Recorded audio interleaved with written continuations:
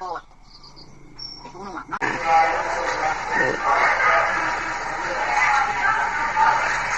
วันอาทิตย์เอามาพักนี่กระแกงงันนอไม้เด้อทางนี้นะแกงนอไม้หมูบักใหญ่สิเมื่อนั่นละบัดนี้บ่ได้อยู่กินข้าวกินน้ำนั่นสิเพิ่นดอกสิเมื่อก่อนปวดหัวมาหากินยาเจ๊หัวเดี๋ยวนี้เจ๊หัวดีจะเป็นเนี่ย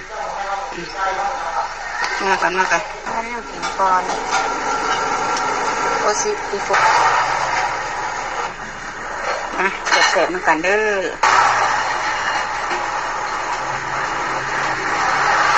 พี่น้องนางหลาเพิ่นไปก้านเอามาขายให้แม่เวลาเนี่ยเวลาเลี้ยงใส่ตัวหัวนี่ก็ร้อนรสดี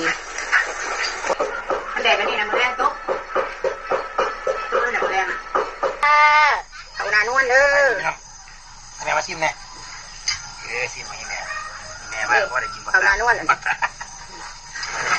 โอ้ลืมผมมีบวงกับกัดกิโลแล้วแม่เนาะผมบวงมันมาแซ่บมันน่าหน่อยกว่านั้นบ่กินดอกแบบนี้กินเนาะผมได้กินน้ำมันนี่แล้วกินแบบนี้แม่เรียบร้อยแล้วเนาะเกี่ยวบักใหญ่ก็แบบนี้มันได้กินเป็นหรือเปล่าแม่เลยตอนนั้นนี่แหละที่ย่ายระหว่างซื้อยังไม่กันบ่กินนั่นแหละอยากกินแต่ไข่มาเนี่ยโอ้ซื้อยังมามันก็ไปกินยามันน่าหน่อยถ้าตาเมฆนี่โทษนี่